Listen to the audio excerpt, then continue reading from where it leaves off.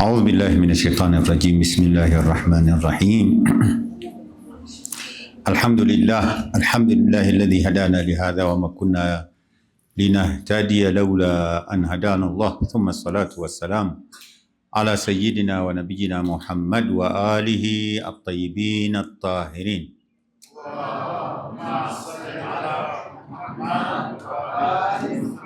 وبعد، قال الله سبحانه وتعالى: إن الله استفاكي وطهركي واستفاكي ala nisa'il alamin. Tumshukuru Mwenyezi Mungu Subhanahu wa Ta'ala kutuwezesha kukusanyika na kukutana katika siku tukufu hii ambayo ni siku ya furaha, siku ya kumkumbuka mama yetu, mama ya waumini, na ambaye ni Sayyida Nisa'il alamin, ambaye ni Fatimatu Zahra salawatullahi wa salamuhu alaiha.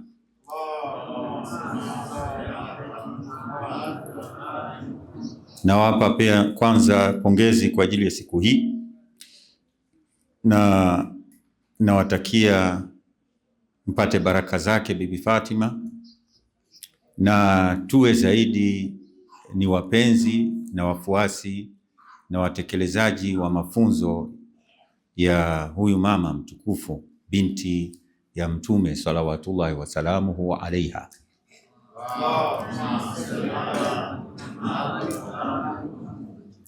Nikianza kwanza kumwarifu kidogo kwa ufupi bila kuelezea sana, ni kwamba jina lake anaitwa Fatimatu Zahra na ana majina mengine. Neno Az-Zahra amepatiwa jina hili kwa maana gani na kwa nini? Tukiangalia kwenye hadithi tunapata ya kwamba kuna mmoja alimuuliza Abu Abdullah alayhi salam an Fatima, lima sumiyat Zahra, kwa nini aliitwa Zahra? Faqala liannaha kanat idha qamat fi mihrabiha zahara nuruha li ahli samai kama yazharu nurul kawakib li ahli al-ard. Yani kwamba yeye aliitwa jina hili kwa nini akapatiwa jina Zahra. Imamu akasema ya kwamba ni kwa sababu yeye alikuwa anaposwali, anaposimama kwenye mihrab, anaposwali, nuru yake inatoka, inang'aa na kuenea kila sehemu, na watu wa binguni wanapoangalia huko ardhini wanaona ni kama vile nyota tunapoangalia sisi huko binguni. Hiyo ndio sababu akawa anaitwa Zahra. Yani Zahra ni nuru ambayo ilikuwa inang'aa. Ama jina la Fatima, kwa nini akaitwa Fatima?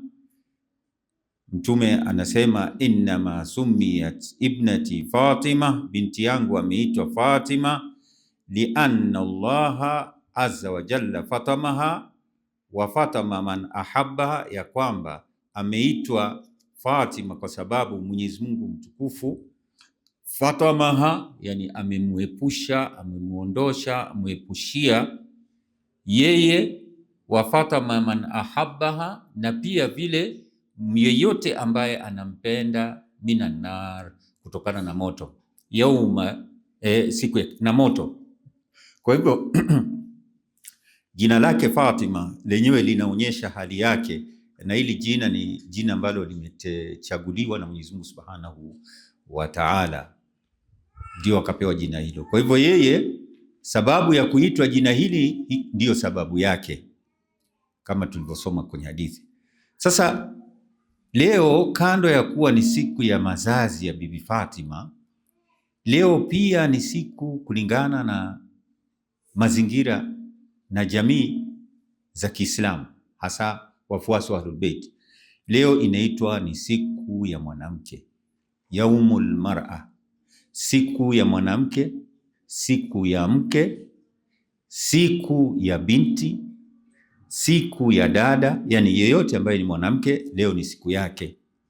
Kwa hivyo ni siku wanafurahia, wanasherehekea na wanatukuzwa na wanakirimiwa wanawake. Na katika ulimwengu pia, kutokana na hali ambazo ziko Pia vile vile maendeleo yamefika ni kwamba huwa kuna siku ambayo inaitwa siku ya mwanamke, hata katika jamii nyinginezo zisizokuwa za Kiislamu. Na siku kama hii huwa ni siku ambayo huwa watu wanajaribu kutetea na kuzungumzia haki za mwanamke na mambo yanayohusiana na wanawake, na ni jambo ambalo ni muhimu, ni zuri. Sasa kando na kuwa tunakumbuka Bibi Fatima, naona ni vizuri pia tuzungumzie jambo hili kwa mtizamo wetu wa Kiislamu, jambo ambalo mara nyingi watu huzungumza. Sasa jambo hili ni lipi? Kuna kitu ambacho kinaitwa, ambacho hutetewa sana katika siku hii. Huwa ndio siku ambayo wanapandisha bendera na nini za kutetea haki hizi, na wanawake wanatoka wakitetea haki yao au haki zao, na ni siku ambayo tukiita kwa Kiswahili, wanawake wanajaribu kutetea feminism, au kwa Kiswahili tunasema ni mfumo jike, na kinyume chake ni patriarchy, ambayo ni mfumo dume. Kwa sababu jambo hili hasa lilianza, harakati ya feminism ilianza miaka ipi? Ilianza miaka ya nyuma, ambapo kulikuwa na harakati marhala ya kwanza, alafu kisha wakaingia pia marhala ya pili. Marhala ya kwanza katika nchi hizi za Kiingereza au tuseme za Kimagharibi, kulikuwa na tatizo, wanawake walikuwa wakidhulumiwa sana, na wanawake wakatoka wakawa wanatetea haki zao, na wakawa neno hili feminism, yani asili yake ni feminine, kinyume cha masculine, yani mambo, na kwa Kiswahili limetamkwa linaitwa mfumo jike, yani mfumo na system ya kwamba wanawake wanaweza kutawala, kujitawala, kupata haki zao na mengineo mengi katika hali tofauti. Ilianza katika mwaka wa 1920 katika marhala ya kwanza, na katika mwaka wa 1960 ikaingia katika marhala nyingine zaidi, na ikawa imetoka kwenye marhala ambayo ilikuwako hapa, ikawa sasa wanazungumzia kuhusu mambo ya kijamii, haki za kijamii, haki za kisiasa na haki za kitamaduni na nyinginezo. Na kukawa baada ya muda, kukatokea baada ya miaka kidogo makundi ambayo katika miaka 1970s mpaka 80s kukawa kuna harakati nyinginezo au migawanyiko au makundi, au tunaweza kusema kama vyama kwa njia nyingine, ambapo kulikuwa wanajiita kwa mfano, au kundi ambalo lilikuwa ni liberal feminism, Marxist feminism, radical feminism, social feminism, postmodern feminism, na baadaye pia Waislamu wengine nao wakajitengezea wakasema kwamba Islamic feminism, yani ufeminism au dume jike wa Kiislamu ikaingia hapo. Sasa hili ni jambo ambalo liko sasa la kushangaza na kusikitisha, ni kwamba Waislamu kwa ajili ya kutojua wengine au kwa ajili ya kutumiwa, wamefikia kiwango cha kuwa nao wanatetea feminism, yani haki za mwanamke Waislamu, na hali ya kuwa Uislamu umekamilika, na hali ya kuwa Uislamu kabla ya Uislamu wa kabla ya Mtume Muhammad, watu walikuwa vipi? Wanawake katika bara Arabu walikuwa wakizikwa, watoto wakizaliwa wanaona ya kwamba mtoto wa kike ni nuksi, ni balaa, walikuwa wanamzika mtoto akiwa hai, mpaka hata aya zinazungumzia kuhusu jambo hilo. Wa idha almauudatu suilat bi ayi dhanbin qutilat, yani mtoto ambaye aliuliwa akiwa mchanga ataulizwa siku ya Kiyama, itaulizwa kwa nini, kwa dhambi gani akauliwa. Walikuwa wakizika watoto. Siku za nyuma Wahindi walikuwa, na mpaka leo pia jambo hili, dhulma kwa wanawake ipo kulingana na system yao.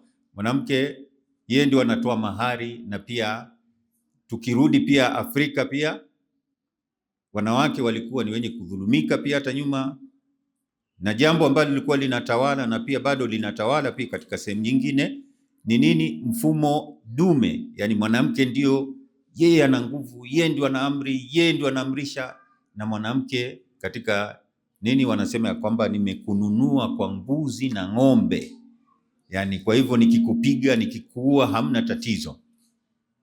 Hiyo ndio ilikuwa pia hali ya Afrika pia na Uingereza na hizo sehemu za wazungu au magharibi kwa jumla, kulikuwa ndio hali kama hizo. Mwanamke alikuwa lakini Mtume alipokuja amebadilisha system, na mwanamke amepewa karama na utukufu wake, na akaweza kufikia daraja zile anazostahiki mwanamke.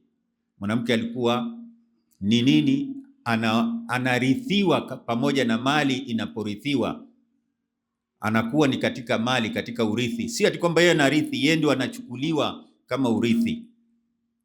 Mwanamke alikuwa hamiliki chochote, yani hawezi kumiliki mali na mengineo mengi ambayo wanawake walikuwa kiyapata. Sasa hivi harakati hiyo ya feminism ilianza vizuri, lakini imebadilika, imekuja pia inatumika kama njia ya kuwachezea na kuwadanganya wanawake na kuwatumia. Wamebadilishwa, wamekuwa pia ni bidhaa na njia moja pia ya kuharibu nchi na jamii nyingi, kwa sababu nidhamu ya kifamilia inapoharibika kwa kumpatia mwanamke haki zaidi ya zile anazostahiki na mwanamke kukosa kutekeleza majukumu yake kifamilia, mwishowe nyumba ile inaharibika, na kwa njia hiyo jamii hiyo inaharibika na kukosa misingi, na mwishowe kutawaliwa kwa njia nyinginezo, kwa sababu watakuwa na matatizo mengi ya kijamii kutokana na matatizo ya kifamilia na kwa sababu ya watu kutochukua majukumu yao. Hii ndiyo hali ambayo imeingia. Sikitiko ni kwamba tutapata hata wanawake zetu, hata wengine ambao kidogo wamesoma dini, utakuta wakizungumza, wanazungumza kwa mfumo huu wa nini? Mfumo jike na feminism, wakizungumza ya kwamba wao wana haki zao kifulani na nini, bila kuangalia Uislamu unasema nini. Utakuta wakisema ya kwamba mwanamke ana haki zake, kwa mfano atoke afanye kazi. Ni sawa kufanya kazi, lakini kuna kitu ambacho wanakosa kuelewa, ni kwamba ni lazima kuwe na maelewano baina ya mume na mke. Na pia kuna mambo mengine ya kwamba unakuta mwanamume analazimika kubeba majukumu ambayo mwanamke ambaye ndio anatakana kuyabeba, na wanawake wanapozungumza wanazungumza katika hiyo haki hizo, wakidai haki hizo katika wanawake. Hata masheikha wa Kiislamu na wengine pia ni katika wafuasi wa Ahlul Bait, unakuta wanazungumza mambo sawa na wale wengine wasiokuwa wafuasi wa Ahlul Bait. Sasa tuingie ndani kwenye mazungumzo kidogo. Sasa kinachozungumzwa katika mfumo jike ni nini?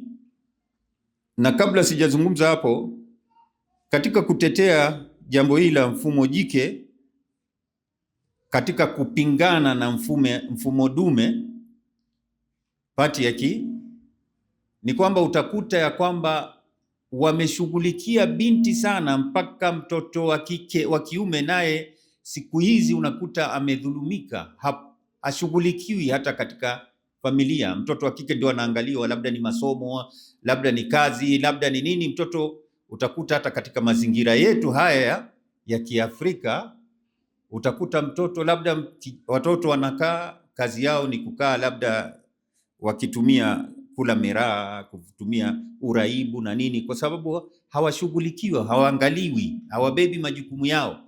Na mtoto wa kike utakuta ndio anashughulikiwa mpaka hata mwishowe ndani ya atakapoolewa, yeye ndio anabeba majukumu, kwa sababu mwanaume hakufundishwa kubeba majukumu yake. Utakuta mwanamke ndio anaenda kufanya kazi, anaambiwa kwamba wewe ndio ni haki yako ya kwamba lazima upate haki ya kufanya kazi na nini. Utakuta mwishowe kijana hakubebeshwa majukumu. Mke anapoingia kwenye nyumba sasa, yeye ndio pia anadhulumika, kwa sababu kutafuta riziki ni yeye na mengineo yeye ndio anabeba, na mtoto wa kiume anakuwa ni mwenye kupuuzwa. Tatizo la mfumo dume naye ni nini? Ni kwamba mwanaume yeye ndiyo mwenye amri, mwenye kila kitu na kudhulumu, na wanawake hawana sauti mbele yake na mengineo, na hii haifai. Sasa kwa upande nini, tukirudi kwenye nini sasa kuchambua jambo hili la mfumo jike, ni kwamba nini wanadai? Wanasema wanataka usawa baina yao na wanaume. Katika Uislamu nadharia au mfumo ni upi? Je, tunafuata mfumo jike au mfumo dume? Hatufuati zote mbili, kama tutaweza kujua baada ya muda mfumo wetu uko vipi. Na usawa, kuna kitu ambacho lazima tujue kwanza. Kuna neno usawa na kuna neno uadilifu. Kulingana na Uislamu, hatuwezi kusema ya kwamba kila mahali mpaka tufanye usawa, kwa sababu wakati mwingine unapofanya usawa inakuwa ni dhulma. Kitu ambacho kinatakikana ni uadilifu. Ikiwa usawa utakutana na uadilifu ni sawa, na daima kitu ambacho kinaangaliwa ni uadilifu. Kuna sehemu ambayo tunahitaji kufanya usawa. Sasa usawa ni nini? Usawa ni kwamba, kwa mfano, kuna watu wawili, huyu nipatie shilingi 50,000 na huyu mwingine shilingi 50,000. Hiyo itakuwa sawa bila kuangalia hawa hali zao ni vipi, bila kuangalia mahitaji ya huyu na yule. Lakini itakuwa si uadilifu ikiwa kwa mfano mtoto ambaye anayesoma nasari ukampatia 50,000 na mtu ambaye anasoma university ukampatia 50,000, katika matumizi yao yako tofauti. Au katika familia, mke na mume, mke akawa wake wawili, kwa mfano mtu wake wawili, mmoja ana watoto 5, mwingine ana mtoto mmoja, wote ukawapatia 50,000. 50,000 kwa huyu wa mtoto mmoja labda itamtosha, lakini huyu mwingine haitamtosha. Umefanya usawa lakini hujafanya uadilifu. Matumizi ya huyu ni tofauti na ya huyu mwingine. Sasa lakini katika Uislamu ndio tunasema ya kwamba sio kila mahala ambapo tunatumia usawa. Kuna sehemu kitu muhimu ni kufanya nini? Ni kuchunga uadilifu. Sasa na kitu ambacho kinaangaliwa, nisisahau pia nielezee, kuna sehemu kadhaa hatuwezi kusema katika maeneo yote jambo linakuwa sawa. Yaani kuna sehemu ambayo tunasema ya kwamba kuna usawa baina ya mwanamke na mwanamume, lakini kuna sehemu ambapo hakuna usawa baina ya mwanamke na mwanaume. Sasa katika usawa, jambo la kwanza ambalo lipo ni kwamba katika malipo na katika ujira na katika maumbile, au tuseme mbele ya Mwenyezi Mungu, watu wote wako sawa. Na nikitumia aya za Qur'ani katika kuelezea mambo haya na misingi ambayo inatokana na Qur'ani, ya kwanza kabisa katika usawa ni katika mbele ya Mwenyezi Mungu. Aya inasema, Mwenyezi Mungu anasema ya kwamba inna khalaqnakum min dhakarin wa untha wa ja'alnakum shu'uban wa qabaira litaarafu inna akramakum inda Allahi atqakum. Yani kwamba Mwenyezi Mungu, hakika Mwenyezi Mungu, inna khalaqnakum, tumewaumbeni kutokana na mwanamume na mwanamke, hiyo ndio asili yetu, na waja'alnakum shu'uban wa qabaila, alafu kisha tumewafanya kuwa nini? Mataifa na makabila tofauti tofauti, kwa lengo la taarafu, mjuane. Si ati kwamba kuna yule ambaye yuko bora kuliko mwingine, kabila fulani au ni kwa taifa fulani, umati fulani, wahala hauna yule aliye bora. Lakini kitu muhimu, inna akramakum indallahi atqakum, watu wote wako sawa hapa. Kitu ambacho kinaangaliwa ni uchamungu. Kwa hivyo utukufu mbele ya mtukufu wa mtu ni ile nini, uchamungu wake, yani kustahiki kwake kutokana na matendo yake. Kwa hivyo watu wote wako sawa mbele ya Mwenyezi Mungu. Alafu pia nyingine, inna Allah la yudhayyi'u ma amala amilin minkum min dhakarin au untha, Mwenyezi Mungu haipotezi juhudi na kazi ya mtu yoyote ambayo anatenda katika ibada, katika swala, katika nini, katika iwe ni mwanamume au mwanamke, wako sawa, malipo yao yako sawa. Wewe mwanamke unafunga labda siku 2-3, inabidi uache kwa sababu ya hali zako za kimaumbile. Mwanaume anafunga mwezi mzima, lakini malipo ni sawa. Yani Mwenyezi Mungu atakulipa na mwanaume atalipwa kufuatana na hali zenu zile ambazo Mwenyezi Mungu hapotezi amali ya mtu yoyote. Tukirudi kwenye Qur'ani pia vile vile inawaweka sawa katika matendo. Inasema innal muslimina wal muslimati wal mu'minina wal mu'minati wal qanitina wal qanitati was sadiqina was sadiqati wal qanit was sabirina was sabirati wal khashi'ina wal khashi'at wal mutasaddiqina wal mutasaddiqati was saimina was saimat wal hafidhina li furujahum wal hafidhati furujahum wadhakirina Allah kathira wadhakirat. Hizo aya zinazungumzia mwanaume na mwanamke, awe ni Muislamu mwanaume au mwanamke, muumini mwanaume mwanamke, mtiifu mwanaume au mwanamke, mwenye kufunga mwanaume au mwanamke, mkweli mwanaume au mwanamke, na wenye kufanya kumkumbuka Mwenyezi Mungu sana, mwanaume au mwanamke. Aadda Allahu lahum maghfiratan wa ajran adhima, wote Mwenyezi Mungu atawalipa, atawasamehe na atawalipa malipo makubwa. Kwa hivyo tuko sawa mbele ya Mwenyezi Mungu katika matendo yetu kufatana na yale utakayotekeleza. Sasa tukirudi katika ulimwengu mwingine tunakuta ya kwamba sio hivyo. Ulimwengu wa majukumu hayawi sawa. Majukumu ya mwanaume ni tofauti na majukumu ya mwanamke. Mwanamke na mwanaume wanatofautiana katika majukumu. Na kabla sijataja majukumu, kuna neno jukumu na kuna neno haki. Mtu anapata haki kutokana na majukumu ambayo aliyonayo, na kinyume chake ni sawa, ya kwamba haki ulionayo inabeba majukumu. Yani unapopewa haki fulani ina majukumu yake maksusi ambayo utakuwa uko nayo. Kwa hivyo haki pia vile vile haziwezi kuwa sawa kwa kiwango fulani, lakini haki hizo zinaenda kufatana na majukumu unayolazimika kuyatekeleza. Jambo lingine pia niseme ni kwamba kuna majukumu kufatana ulimwengu wa sheria. Kuna mambo ya wajibu, kuna mambo ya haramu, kwa nini katika ulimwengu wa sheria, na juu yake zaidi kuna mambo ambayo yanaitwa akhlaq, tabia. Waweza kawa una jukumu fulani katika upande huu wa kisheria, lakini au hauna jukumu katika upande wa sheria, lakini katika ulimwengu wa kiakhlaq unaambiwa ya kwamba ni vizuri utekeleze jambo hilo hata kama si katika jukumu lako, kama tutakavyojua. Sasa tukiendelea, kwa hivyo tukirudi katika majukumu, kuna misingi ambayo nitataja kufatana na Qur'ani ambayo yatatuonyesha ya kwamba misingi ambayo iko ni tofauti na misingi ambayo wengine wanayotaja, na ya kwamba ulimwengu wa Kiislamu umefafanua kwa njia nzuri na sababu zake ziko.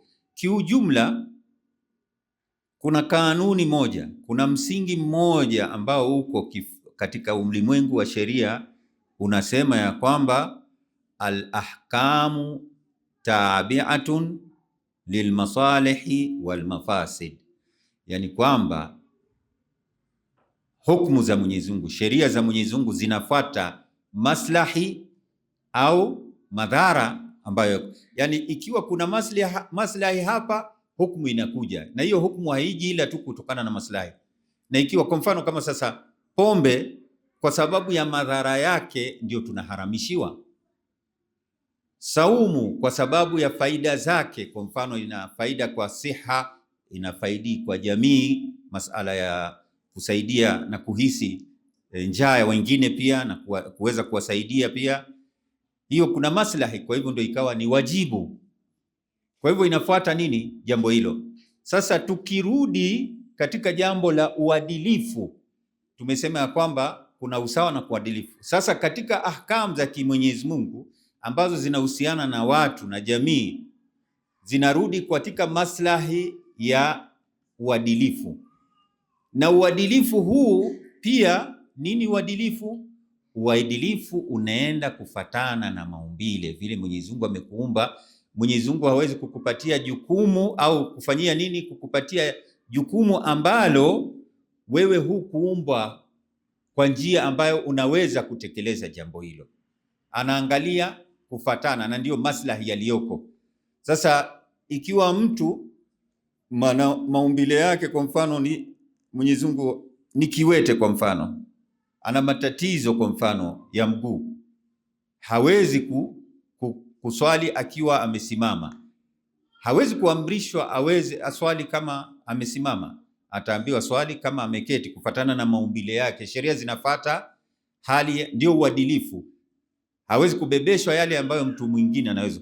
Vile vile mwanamke ameumbwa kwa tofauti na mwanamme, kwa hivyo hawezi kubebeshwa majukumu ya mwanamme kwa sababu yeye hana nguvu na maumbile ya kiume, na mwanamme pia hawezi kubebeshwa maumbile ya kike, yeye hazai, hawezi kubeba nini, hanyonyeshi. Kwa hivyo hawezi kupatiwa majukumu ya kukaa na kulea mtoto kwa sababu hana uwezo wa kitu kicho, hakuumbwa kwa njia hii.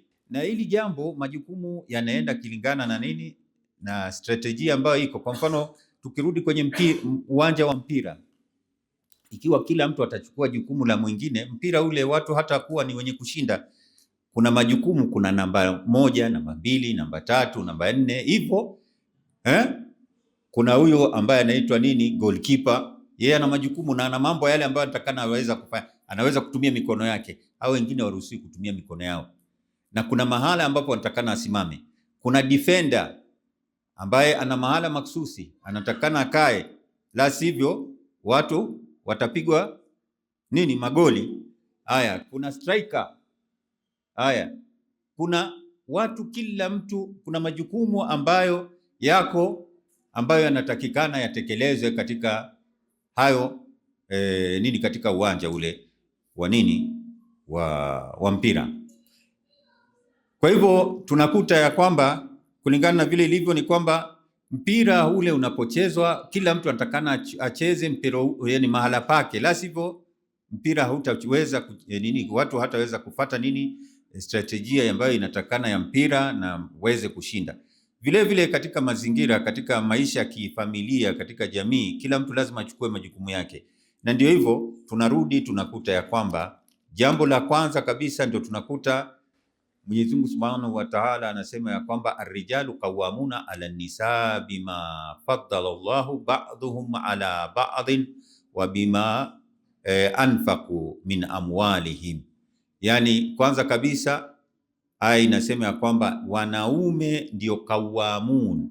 Yani qawamun, yani qayyim. Qayyim ni nini? Ni mtu ambaye ni guardian, ni mtu ambaye in charge of, ni protector, ni maintainer. Yani yeye sasa ndio anamwangalia mwanamke, yeye ndio anamhifadhi mwanamke, yeye ndio anamsimamia mwanamke, yeye ndio ana wilaya juu ya mwanamke. Kwa nini wanapatia hivyo?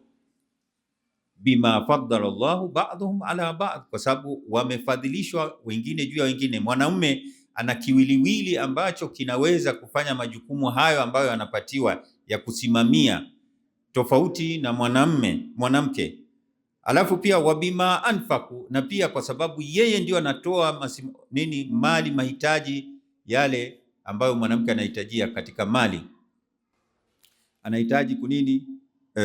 Mwanamke mahitaji yake ya kila siku yanatolewa na mwanamume, sio mwanamke ndio anamtolea mwanamume.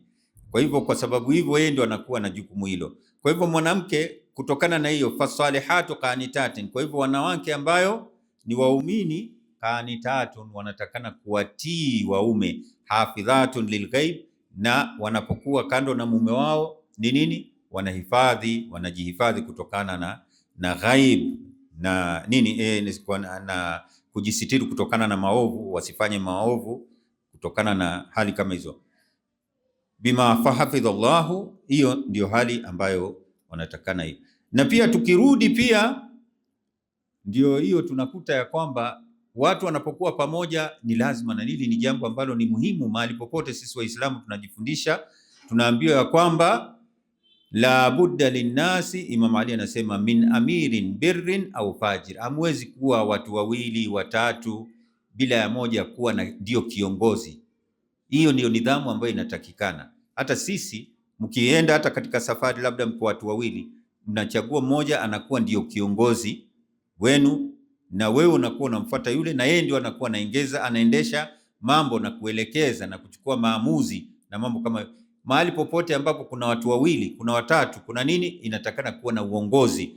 Awe ni watu waovu, hiyo ni katika nidhamu ya maisha, au labda wenyewe ni watu waovu wema vile vile. Na ndio hivyo, nyumba ndio imechaguliwa, Mwenyezi Mungu ameshachagua mwanamume ndio mwenye kuwa ndio kiongozi katika jamii, mwanamume ndio kiongozi.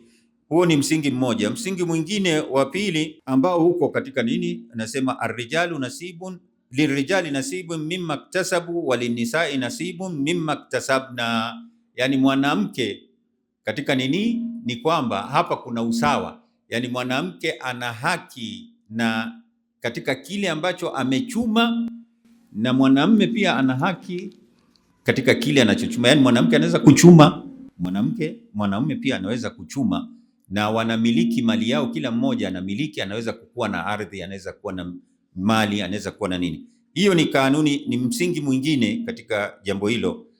Kwa upande huo wanaume na wanawake hakuna yule ambaye yuko juu zaidi ya mwingine. Msingi mwingine, waatu nisaa sadaqatihinna nihlatan fa in tibna lakum an shay'in minhum fakulu hani'an maria. Yani pia msingi mwingine ambao uko kuhusiana na mwanamume na mwanamke ni kwamba wapatieni wanawake maharia zao nihla, yani kama zawadi kwa kuwapenda, sio kwamba unawanunua. Na ndio sababu nakuta katika Uislamu ya kwamba ile mahari ni ya mwanamke, sio ya wazazi, na hii ambayo wazazi huwa wanachukua sio katika Uislamu, lakini ndio haijakatazwa ya kwamba mzazi achukue kitu labda kutokana na labda maelewano, mkaelewana, mzazi akasema na mimi pia nipatie kitu kidogo, hiyo lakini sio katika wajibu, sio katika Uislamu, ni kutokana na mila za watu ndio wanaitisha jambo kama hilo. Lakini mahari ni ya mwanamke, lakini kawaida hii ni kuepukana na jambo ya kwamba mwanamke ananunuliwa.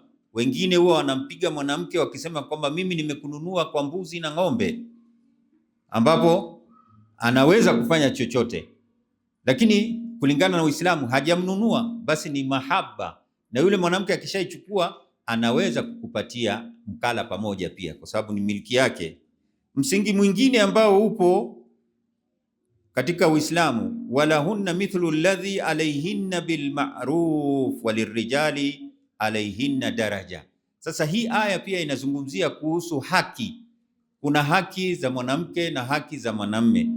Haki ya mwanamume ndio aya inasema ya kwamba mwanamke ana haki kama vile mwanamume ana haki juu yake, yani wako sawa katika jambo hili ya kwamba kila mmoja ana haki. Mwanamume ana haki ambazo anastahili kutoka kwa mume, na mwanamume ana haki pia kutoka kwa mwanamke. Lakini walirijali alayhinna daraja, lakini mwanamume ana daraja juu moja zaidi juu ya mwanamke, ana haki zaidi juu ya mwanamume. Kwa nini? Kwa sababu tumesema yeye ni kawam, yeye ndiyo msimamizi juu ya mwanamke. Kwa hivyo ana haki zaidi ya kwamba anatakana kumtii, na pia zaidi ya hapo yeye ndio anatoa mali na haki juu ya hivyo, yani kwamba yeye anatoa mali, maisha yake kufa katika jihadi, katika kuwahifadhi watu. Kwa hivyo ana haki juu ya huyu mwanamke. Msingi mwingine ambayo upo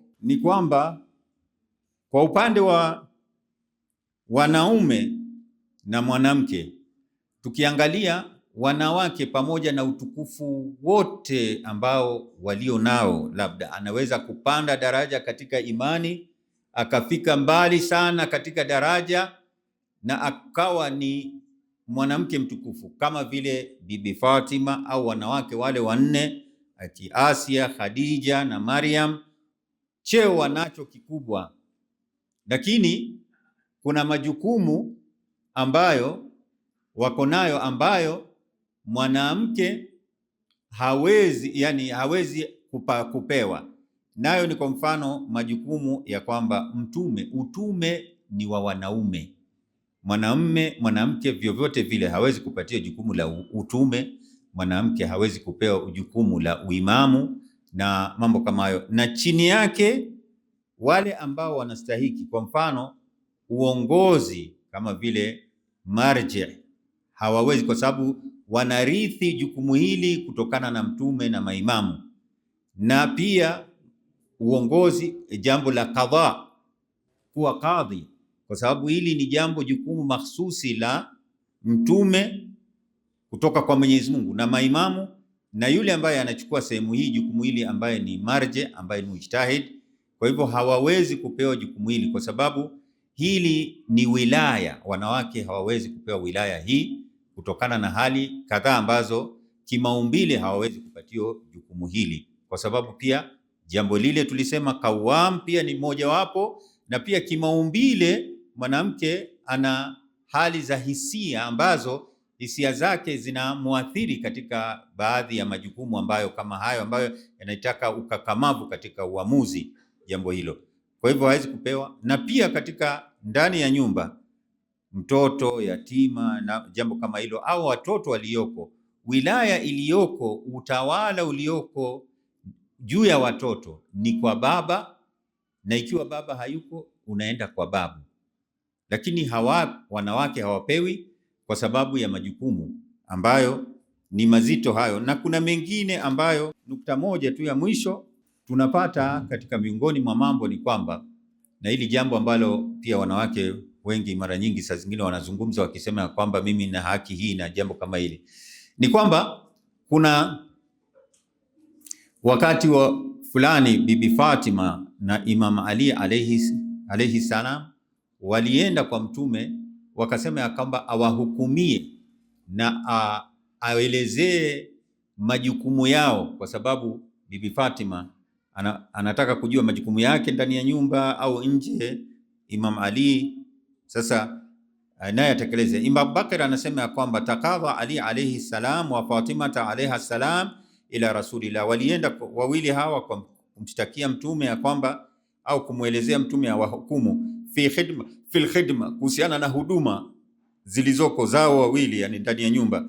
Mtume akasema fakadha ala Fatima akamhukumia Fatima ya kwamba bikhidmati maduna albab, akasema ya kwamba wewe majukumu yako ni ndani au nyuma ya mlango, ndani ya nyumba, yani kwenye kuta nne hizi ndani ya nyumba, hiyo ndio majukumu yako. Wakadha ala Ali, na akahukumu kwa ajili ya Ali ma khalfahu, akasema ya kwamba wewe majukumu yako ni nje ya mlango huu, mayote ambayo ya nje ni yako. Faqalat Fatima akasema baadaye, akasema fala ya'lamu ma dakhalani min as-surur, yani hakuna ambaye anajua furaha iliyoniingia illa Mwenyezi Mungu, illa Allah biikfai rasulillah tahammul riqabil rijal. Akasema anashukuru ya kwamba Mwenyezi Mungu mtume amemwepushia majukumu ya wanaume ambayo inabidi atoke nje akumbane na wanaume na nini. Sasa alifurahi sana ya kwamba yeye alibakishiwa majukumu ya ndani. Kwa hivyo haya ni majukumu ambayo mwanamke anayo. Sasa mwanamke utakuta anataka naye pia atoke nje, nyumba inaharibika, na anataka mwanamume aingie ndani, kunakuwa na matatizo, kwa sababu hiyo sasa ni kama vile mpira, goalkeeper unamweka anakuwa ndio defender na defender ndio anakuwa goalkeeper, ambapo inakuwa mambo hayaendi sawa. Kila mtu ana mahala pake anatakana kutekeleza, na hii ndiyo hali. Na pia Bibi Fatima, tukirudi kwa upande wa kiakhlaq, ndio mwanamke katika dharura hii. Sasa ni kuonyesha kwamba mwanamke anapotoka nje anatoka kidharura, yani kwamba kukutana na wanaume, kwa sababu pia Bibi Fatima anasema ya kwamba aliulizwa na ikawa alisema ya kwamba khairun lilmar'a, yani iliyo bora kwa mwanamke ni kwamba asikutane na wanaume na mwanamume au wanaume wasikutane na yeye. Yani ikiwa hiyo ndio maisha ya kawaida, ikiwa ataweza kuishi, lakini dharura ndio inamfanya anabidi atoke, labda aende akaifanye kazi, akutane na wanaume katika maisha ya kijamii na nini. Lakini sasa ndio hivyo. Sasa kwa hivyo kwa ufupi ni kwamba, kwa khulasa ni kwamba Uislamu hauendi kwa kufuata mfumo dume ya kwamba mwanamume ndio kila kitu, ndio kama dikteta, na wala haufati mfumo jike ambapo mwanamke anakuwa ndio ni sawa na mwanamume katika majukumu, katika mambo yote, na anakuwa yeye ni sawa pia na mwanaume au ni juu zaidi ya mwanamume. Bali kulingana na nini? Mfumo wa Kiislamu ni mfumo wa uadilifu na maslahi na kuchukua majukumu kufatana na maumbile ambayo Mwenyezi Mungu ametuumba nayo. Wa sallallahu ala sayyidina nabiyina Muhammad wa alihi at-tayyibin at-tahirin. Allahumma salli ala Muhammad wa ali Muhammad.